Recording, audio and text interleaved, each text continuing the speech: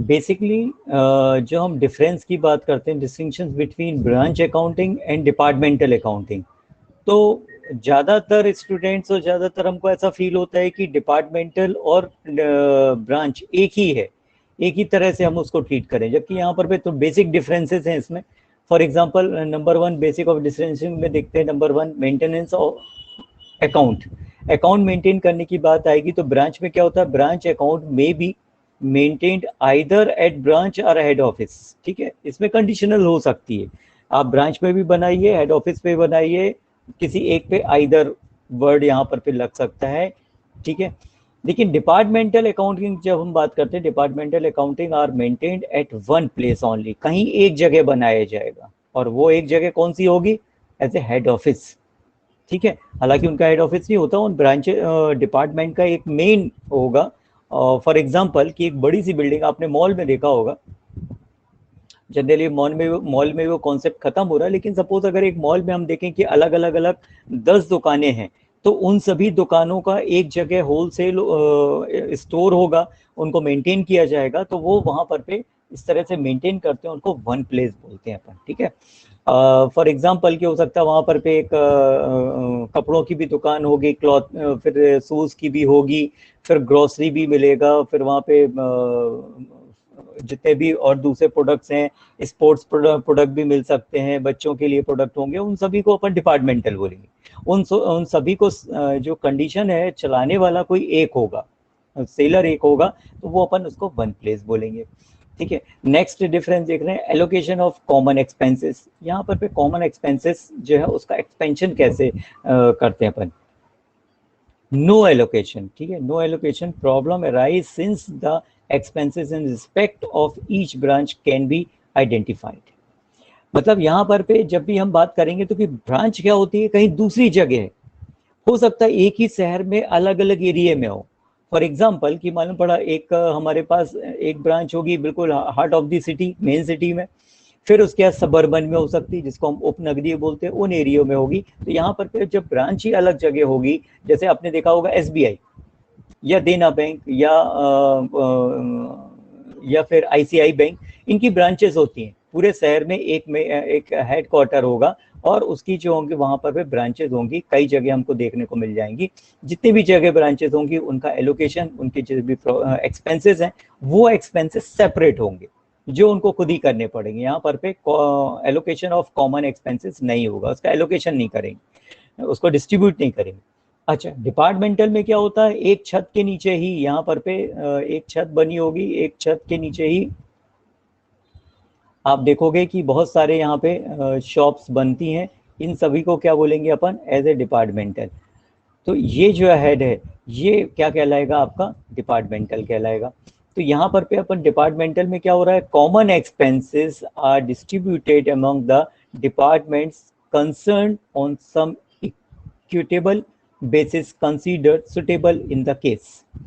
इनको for example कि electricity का बिल है, अब इलेक्ट्रिसिटी का बिल यहाँ पर पे कनेक्शन हुआ है, सभी को डिस्ट्रीब्यूट हो रहा है। ठीक है, इन सभी के डिस्ट्रीब्यूशन में जितना भी, सपोज कि अगर यहाँ पर पे 1 2 3 4 5 6 ब्रांचेस हैं, 6 ब्रांचेस हैं, और अगर 120 रुपीज़ का अगर हमारे पास बिल आता है, तो उसको डिस्ट्रीब्यूट जब आप करोगे तो यहाँ पे डिवाइड बाय 6 कर देंगे, इज इक्वल टू कितना हो गया आपके पास, 20 रुपीज़। ठीक है, तो आप देखोगे कि यहाँ पे एवरी डिपार्टमेंट का एक्सपेंसेस क्या हो गए, 20 रुपीज़ हो गए। जबकि आप देखोगे कभी कभी हो सकता है इस बड़ी डिपार्टमेंट है, यहाँ पर पे इलेक्ट्रिसिटी का बहुत ज़्यादा खर्चा है, तो या तो फिर हम प्रपोर्शनेट कर लेंगे या इक्वल बेसिस पे उनको डिस्ट्रीब्यूट कर देंगे, और मान लेंगे कि सभी डिपार्टमेंट में हमारा 20 रुपीज़ एक्सपेंसेस हुआ। तो ये कॉमन एक्सपेंसेस है। इस तरह के कुछ और भी, जैसे फॉर एग्जांपल कि रेंट, इस पूरे एरिया का रेंट अगर उनको हो सकता है कि यहाँ पर पे 1 लाख रुपए पर मंथ रेंट पे करना पड़ रहा है, इस 1 लाख को ये 6 डिपार्टमेंट पे डिस्ट्रीब्यूट कर देंगे। ओके, यहाँ पर पे देख रहे हैं रिकंसिलेशंस के बारे में। Conciliation of head office and branch account is necessary in case of branches maintaining independent accounting record at the end of the accounting year. Reconciliation जब भी होगा, उसका समाधान बनाना होगा, वो एवरी ब्रांचेस का सेपरेट होगा। रिकंसिलेशंस की बात कर रहे हैं हम, ठीक है। ये कॉमन नहीं बना सकते, क्यों? क्योंकि वही पता है ना, यहाँ पर पे एक ब्रांच है, हो सकता है कि हेड ऑफिस मुंबई में है, और हेड ऑफिस के बाद अलग अलग अलग सिटीज में ये आपको ब्रांच देखने को मिलेगी। तो इसके लिए हम क्या करेंगे, उन ब्रांचेस में जा करके उनका रिकंसिलेशन सेपरेट बेस पे बनाएंगे। नो सच प्रॉब्लम राइज, यहाँ पर पे कोई प्रॉब्लम ही नहीं है। अगर यहाँ पर पे हम रिकंसिलेशन की बात करते हैं तो रिकंसिलेशन क्या होगा, क्योंकि ये डिपार्टमेंटल है, एक ही डिपार्टमेंट, ये वाला एग्जांपल आप देख रहे हैं, इसी तरह से यहाँ पर पे डिस्ट्रीब्यूशन होगा और उसके ऊपर एलोकेशन कर सकते हैं, यहाँ कोई प्रॉब्लम नहीं है। अब यहाँ पे आप देख रहे हैं अपन conversion of foreign currency figures. जो फॉरेन करेंसी फिगर्स होता है उसको कन्वर्जन करना, कन्वर्ट करना। फॉर एग्जांपल कि $1, अब अगर डॉलर में डॉलर है तो उसको अपन इंडियन करेंसी में, पौंड है तो इंडियन करेंसी में किस तरह कन्वर्जन करेंगे, यहाँ पर बहुत इंपॉर्टेंट है। ब्रांच अकाउंट में जब बात करते हैं, at the time of finalisation of account conversion of figures of foreign branches is necessary, compulsory है। फॉर एग्जांपल कि टाटा मोटर्स का उनकी जो एक ऑफिस हो सकता है कि ब्रिटेन में भी है, ठीक है, और एक साउथ अफ्रीका में, तो और एक अमेरिका में, तो तीनों जगह की जब वो कन्वर्जन की बात आएगी एट ए टाइम, जब अपन अकाउंट को फाइनलाइज कर रहे होंगे, वो अकाउंट में सपोज दिखा रहे होंगे हम डॉलर पे बेस पे काम कर रहे हैं, या फिर काम कर रहे होंगे हो सकता है कि पौंड में, स्टर्लिंग में, तो उनको हमको क्या कन्वर्ट करना पड़ेगा, इंडियन करेंसी, क्योंकि फाइनल अकाउंट्स आप इंडिया में दिखाओगे, अपनी रिपोर्ट्स इंडियन करेंसी में दिखाओगे, तो उसको ऑटोमेटिकली हमको कन्वर्ट करना पड़ेगा। ओके, डिपार्टमेंटल में no such problem arise in departmental account. क्यों नहीं होगी इस तरह की प्रॉब्लम्स? क्यों? क्योंकि डिपार्टमेंटल क्या होता है, मैंने बताया ना, यहाँ पर भी डिपार्टमेंटल में क्या बोल रहा है, ये एक छत के नीचे, ये एक छत है, इसमें यहाँ पर पे ये कॉमन, इसके नीचे बहुत सारे डिपार्टमेंट खुले हुए हैं, ठीक है। जब बहुत सारे डिपार्टमेंट खुले हुए हैं, या तो कहीं पे भी होगा, एक ही जगह होगा। फॉर एग्जाम्पल क्या हो सकता है, मुंबई में है, दिल्ली में है, या अगर फॉरेन में भी है, तो यहाँ पर पे इनको फॉरेन मनी, फॉरेन जो करेंसी है उसको कन्वर्ट नहीं करना पड़ेगा। क्यों नहीं कन्वर्ट करना पड़ेगा? क्योंकि सभी के लिए एक ही जैसा काम हो रहा है। अगर रुपीज में हो रहा है तो रुपीज में यहाँ सभी जगह होगा, या फिर अगर मान लीजिए डॉलर में हो रहा है तो सब में डॉलर में होगा, या फिर टका पे हो रहा है, टका बांग्लादेश की करेंसी तो टका में ही होगा, या रुपीज में है तो रुपीज में ही होगा, इसलिए नो प्रॉब्लम। अब हम देखते हैं आज डिपेंडेंट ब्रांचेस। कुछ ब्रांचेस ऐसी होती हैं जो इंडिपेंडेंट होती हैं, कुछ होती हैं डिपेंडेंट ब्रांचेस। डिपेंडेंट ब्रांचेस में क्या होगा, when the business policies and administrations of a branch are wholly controlled by the head office। ये अपन ने कल भी कुछ इसका पार्ट देखा था कि इसको कंट्रोल कौन करता है, हेड ऑफिस कंट्रोल करेगा। उसके अकाउंट्स भी, मेंटेन भी, branch and declaration dependent branch का जितना भी होगा, क्योंकि वो डिपेंड है।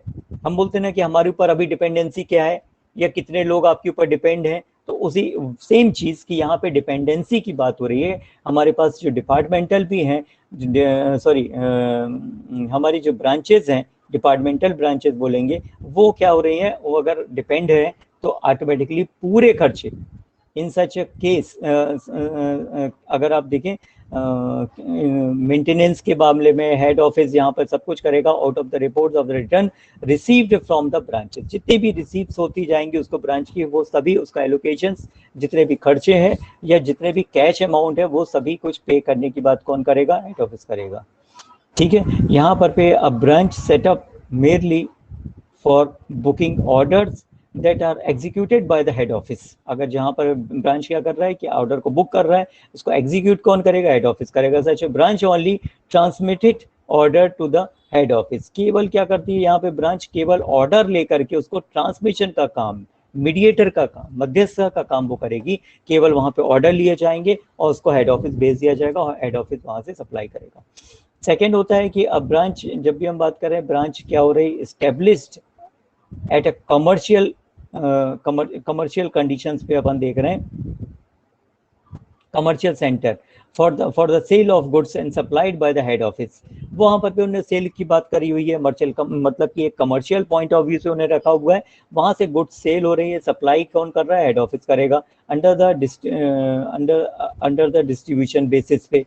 ठीक है, मेथड क्या हो जाएगी यहाँ पर पे? Made by the head office, head office उसको सेल कर रहा है और सेंड कर रहा है, वहां से अकाउंटिंग वो एक जनरेट करेंगे और उस तरह से सेल करेंगे। थर्ड पॉइंट है a branch for the retail sale of goods supplied by the head office. यहाँ पे हेड ऑफिस क्या कर रहा है? सभी को सप्लाई करेगा, उस सप्लाई के बेस पर पे यहाँ पर पे उनको सेल किया जाएगा। तो जितना भी रिटेल है सेल करना है उसको अपन यहाँ से सप्लाई करेंगे, और सप्लाई कौन करेगा? हेड ऑफिस करेगा। ठीक है, ये अपन ने देख लिया। एक एक हमारे पास यहाँ पे ब्रांच कितनी तरह की थी आपको मैंने बता ही दिया। यहाँ पे ब्रांच जो है डिपेंडेंट ब्रांच होगी और एक इंडिपेंडेंट ब्रांच होगी। इंडिपेंडेंट ब्रांच का अकाउंटिंग वगैरह बिल्कुल सेपरेट होगा, सबसे लास्ट में उनको अपन कैलकुलेट करेंगे, तो वो इंडिपेंडेंट ब्रांच है। अब हम यहाँ पर देखते हैं अकाउंटिंग। ये है मेथड, एक हमारे पास पॉइंट आ रहा है, method of charging goods two branches में हम किस तरह से उनको चार्ज करते हैं। यहाँ पर पे गुड्स में be invoice to the branches. अगर इनवॉइस बेस पे आ रही है तो हम यहाँ पर पे किस तरह से कैलकुलेट करेंगे? At a cost price, at a selling price. In case of retail branches, जो अगर रिटेल ब्रांचेस है, एट होलसेल प्राइस, ये होलसेल प्राइस के ऊपर आ जाएगा। Arbitrage price. तो ये 3-4 तरीके से प्राइजेस अपन कैलकुलेट करते हैं, इनको अपन जब प्रैक्टिकल न्यूमेरिकल देखेंगे तो उसमें आगे बढ़ेंगे। ठीक है, नेक्स्ट हम देख रहे हैं accounting for a dependent branches. अब अभी इसके पहले अपन ने क्या देखा? डिपेंडेंट के बारे में हम देख रहे हैं कि डिपेंडेंट ब्रांचेस का अकाउंटिंग किस तरह से होगा। डिपेंडेंट और इंडिपेंडेंट ब्रांचेस दो सेपरेट हैं, दोनों में अकाउंटिंग थोड़ा सा डिफरेंस है। अब जब हम डिपेंडेंट ब्रांच के बारे में देखें, dependent branches does not maintain a complete record of its transactions. The head office may be maintain accounts of the dependent branches in any of the following methods. ये हमारे पास मेथड्स कौन कौन सी मेथड्स हैं? Number 1, if goods are invoiced at cost और selling price. दो चीजें, इनवॉइस प्राइस पे होगा और सेलिंग प्राइस पे होगा। डेटर्स मेथड्स, ठीक है, debtors methods, stock and debtors method, trading and profit and loss account method, जिसको कि हम फाइनल अकाउंट्स मेथड भी बोल सकते हैं। ठीक है, सेकंड कंडीशन होती है if good are invoiced invoice at wholesale price. जब हम होलसेल प्राइस के बारे में बात कर रहे हैं तो ये हमारे पास होलसेल प्राइस में होगा wholesale branch method, wholesale branch method आ जाएगा। Got it? फिर हम देख रहे हैं इनवॉइस एट कॉस्ट प्राइस में जब भी हम बात करेंगे, in goods are invoice at the branch cost and trading result of branch can be ascertained by the following any of the 3 methods। अब इसमें भी 3 मेथड्स है। नंबर 1 डेटर्स मेथड्स, ठीक है, एक डेटर्स मेथड है हमारे पास, नंबर 1 डेटर्स मेथड। दूसरी हमारे पास आ रही stock and debtors method. Number 3 trading and profit and loss account, final account method, जो अपन ऊपर अभी यहाँ पर पे जस्ट ये देख रहे थे ना, इन तीनों चीज़ों को अपन ने यहाँ पर पे इंक्लूड कर दिया। आप इस तरह से देखेंगे। अच्छा, कल भी इसके बारे में आपको बता दिया था प्रोफार्मा ब्रांच अकाउंटिंग के बारे में, कि जो प्रोफार्मा है ब्रांच अकाउंटिंग का, बैलेंस आ जाएगा कैश, स्टॉक, डेटर्स, पेटी cash, fixed assets, prepaid expenses. ये इतनी चीज़ें हमको बैलेंस में लेना पड़ेंगे अगर पुराना बिजनेस रन कर रहा है। फिर goods send to branch, branch को हमने कितना सामान भेजा है, ठीक है। बैंक अकाउंट में देखिए एक तो आ जाएगा सैलरी, रेंट, सन्ड्री एक्सपेंसेस, ये पूरे एक्सपेंसेस हम यहाँ पे लिख देते हैं। इसको आप रुक जाइए प्रॉफिट एंड लॉस अकाउंट के बारे में। नेक्स्ट है बैंक अकाउंट, अगर पुराना बचा हुआ है तो वो आ जाएगा। Return to head office, head office को हमने जो वापस किया है, मतलब ब्रांच की तरफ से जो वापस आया है, वापस किया जा रहा है, वो लिखेंगे। बैलेंस देखिए कैश, स्टॉक, डेटर्स, पेटी cash, fixed assets, prepaid expenses, इतनी सारी चीज़ें जो हैं आपके पास, ये यहाँ पर पे आप नोट करोगे। नेक्स्ट हो जाएगा यहाँ पर पे देखिए इस इधर का बैलेंस अपन ने देखा, अगर ये ज़्यादा होता है तो इसमें से बैलेंस फिगर को क्या बोलेंगे? Profit and loss account. Profit if credit side is larger, clear ना? अगर वो लार्जर होगा तो हम ऑटोमेटिक प्रॉफिट हो जाएगा, इनकेस अगर स्मॉलर है तो by profit and loss account. यहाँ पे आप लॉस लिखना नहीं भूलिएगा, loss if debit side is largest या लार्जर। अब हम आज एक एग्जांपल देखते हैं।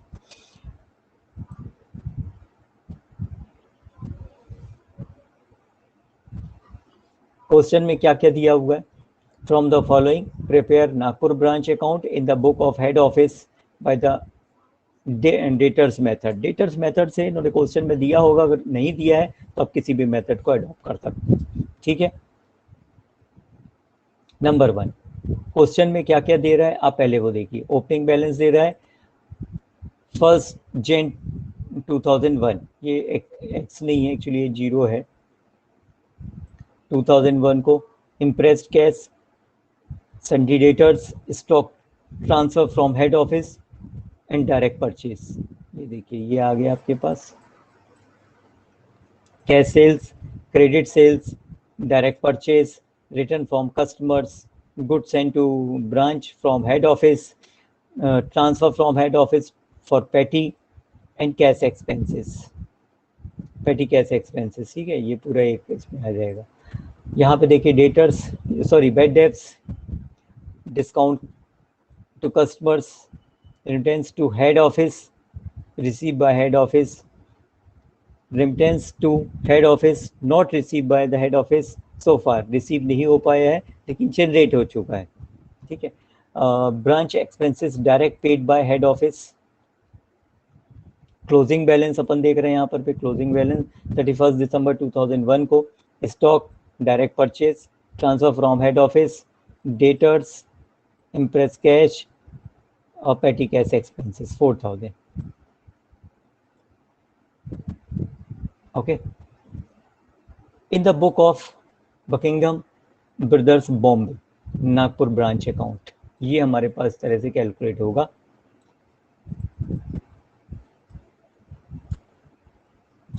ये आपको इंपॉर्टेंट है लिखना है यहाँ पर, particular debit amount, particular credit amount, okay.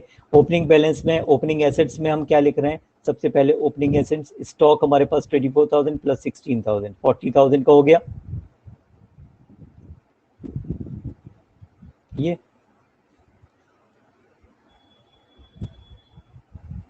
24,000 plus 16,000 40,000। Debtors हमारे पास कितने के हो रहे हैं, 25,000 के, दिस इज सन्डी डेटर्स, ठीक है ना। ये अमाउंट देखिए आपके पास यहाँ पे, ये अपन ने नोट कर दिया।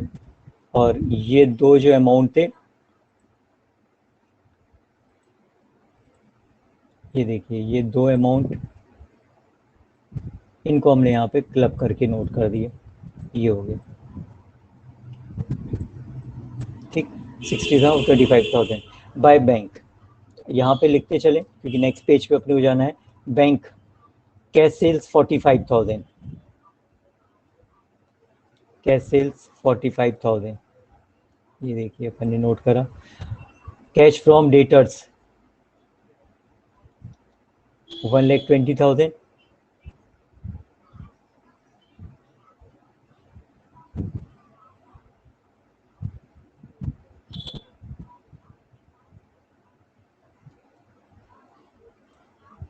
ये देखिए कैश फ्रॉम डेटर्स, इसको अभी अपन कैलकुलेट भी कर लेंगे अलग से, कैश फ्रॉम क्रेडिटर्स के बारे में।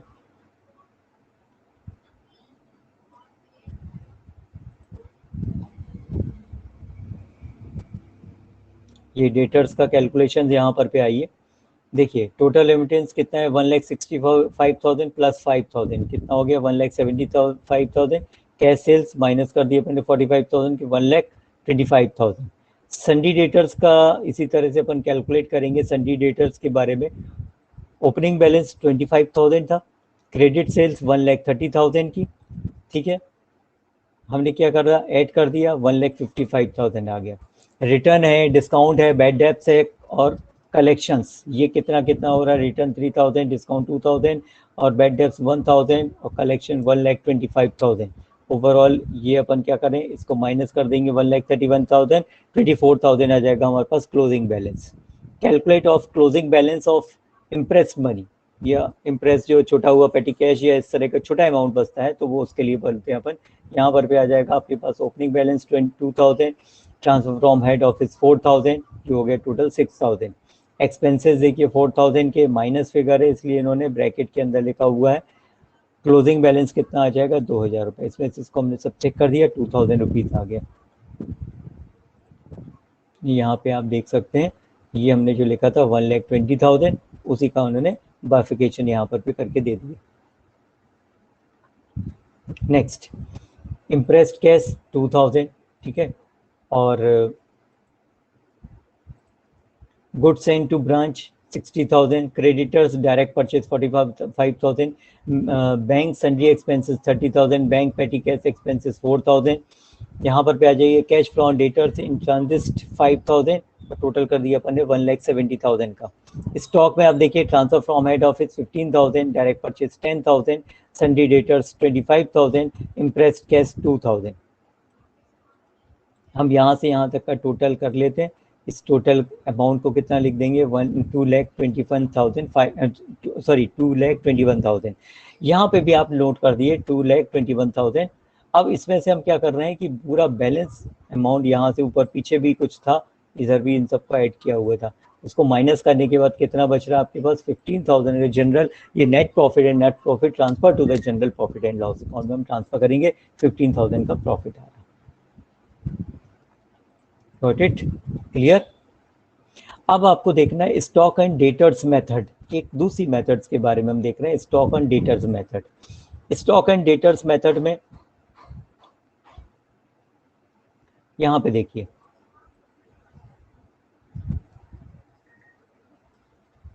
हम देख रहे हैं कि यहां पर पे स्टॉक एंड डेटर्स मेथड में कुछ इस तरह से कैलकुलेट करना है।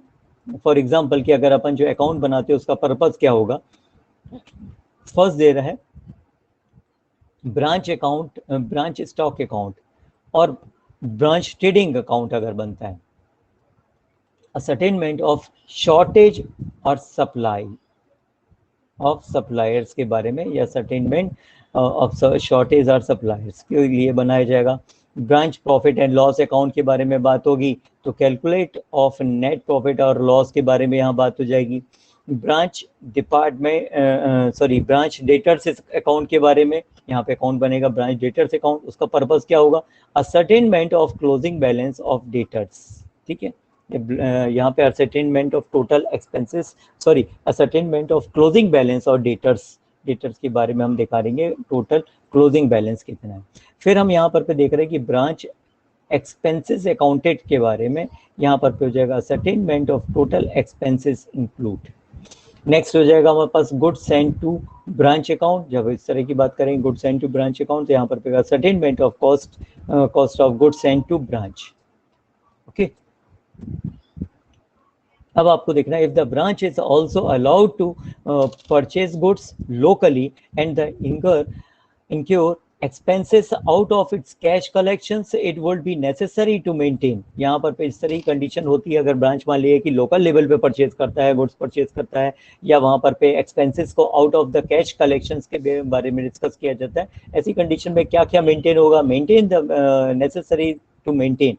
नंबर 1 ब्रांच कैश अकाउंट, पहला क्या बनेगा आपके पास, ब्रांच कैश अकाउंट बन जाएगा, ठीक है। सेकेंड हमारे पास बनेगा an independent record of branch assets. उनको अपने ब्रांच की एसेट्स के बारे में एक सेपरेट रिकॉर्ड रखना पड़ेगा कि कितना कितना अमाउंट हमारे पास सेव हो रहा है, बच रहा है, वो पूरा बताएंगे।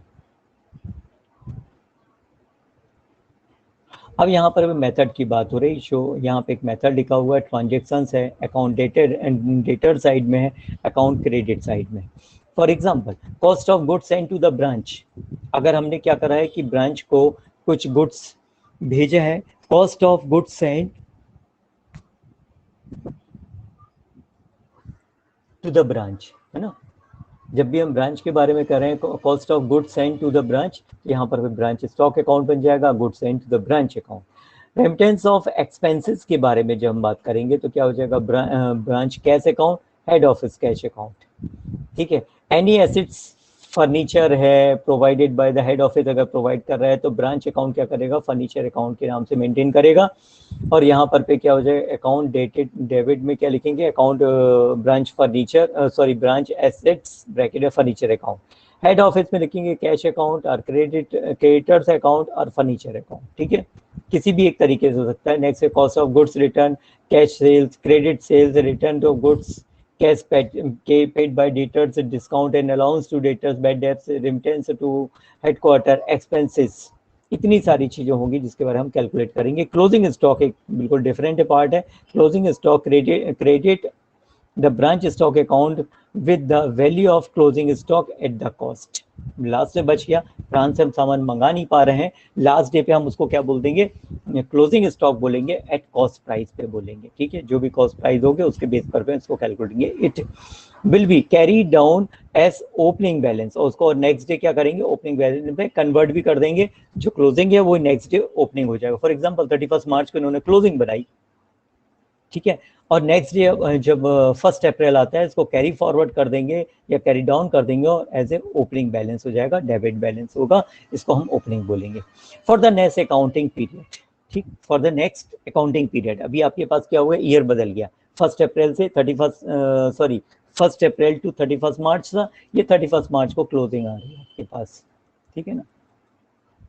और ये क्या हो जाएगा, कैरी डाउन कब हो रहा है आपका, 1 अप्रैल को हो जाएगा,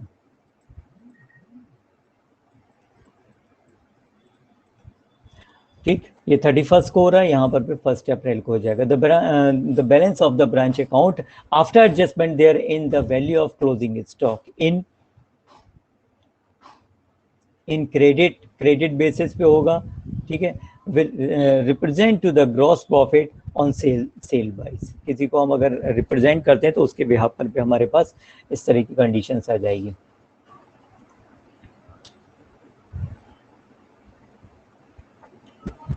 देखिए, transfer balance, transfer branch trading in profit and loss account, final account method के बारे में हम बात कर रहे हैं। फाइनल अकाउंट में इन्होंने एक एग्जांपल दिया, from the information given the illustration 1, जो 1 में आपको इसके पहले हमने जो क्वेश्चन दिखा हुआ है उसमें जो भी इंफॉर्मेशन दी उसके बेस पे प्रिपेयर करना है Nagpur branch trading and profit and loss account in the books of head office. Head office को तैयार करेगा। तो थोड़ा सा बेसिक डिफरेंस है, बहुत ज़्यादा डिफरेंस नहीं आएगा आपके पास। Opening stock of 40,000, goods transfer from head office 60,000, purchase 45,000, gross profit आ गया आपके पास, ये अमाउंट बैलेंस फिगर है। यहाँ पे सेल्स में आप देख रहे हो एक कैश सेल्स और एक क्रेडिट सेल्स, 45,000 की 1,30,000, 1,75,000 हो गया। रिटर्न अगर कुछ आया है उसको हम इसमें से माइनस कर देंगे, ये फाइनल अमाउंट 1,72,000 आएगा। जितना भी एडजस्टमेंट करना है वो सब कहाँ पर होगा, आपका इनर कॉलम में होगा। तो ये अपन ने इनर कॉलम में इसको एडजस्टमेंट कर दिया। नेक्स्ट है ग्रॉस प्रॉफिट। अब सॉरी, यहाँ पर पे आपके पास आ रहा है 1,97,000, यहाँ पे भी आप नोट कर दिए 1,97,000। इस अमाउंट में से इतने अमाउंट को आपको सब्सट्रैक्ट करना है, ठीक है। बैलेंस बचेगा 52,000 का, ठीक है। 52,000 कहाँ आ गया आपके पास, ग्रॉस प्रॉफिट ब्रॉट डाउन, हमेशा अपोजिट डायरेक्शन में चले जाएंगे। अगर लॉस होता यहाँ आता, यहाँ पे लॉस लिख देते, प्रॉफिट हुआ है तो क्रेडिट साइड में आ जाएगा। एक्सपेंसेस कितने थे, 30,000 के, डिस्काउंट 2,000 का, बैड डेब्ट्स 1,000 के, पेटी कैश एक्सपेंसेस 4,000 का। अब आप देखिए यहाँ पर पे इसका टोटल कितना हो रहा है आपके पास, 52,000 हो रहा है। हमने यहाँ पे भी नोट कर दिया 52,000, ओके। अब 52,000 में से 15,000, 4,000, 30,000, 2,000, 1,000, इसको जब आप सब्सट्रैक्ट करेंगे तो आपके पास आंसर कितना आ रहा, 15,000 आ रहा। इस अमाउंट में से हमने बाकी सभी को माइनस कर दिया, हमारे पास प्रॉफिट कितना आ गया, 15,000 में। ठीक है, इस तरह से ग्रॉस प्रॉफिट, नेट प्रॉफिट, इसके बारे में हम कैलकुलेट कर लेते हैं। नेक्स्ट हम कल अपनी क्लास रखेंगे, उसमें कुछ और भी एक्सपेंसेस और इस तरह की चीज़ों के बारे में बताएंगे। क्लियर है ना, ये एक एग्जांपल, एक और क्वेश्चन है। तो मुझको लगता है आई थिंक कि आज के लिए इतना काफ़ी है, बाकी हम लोग फिर कल देखते हैं।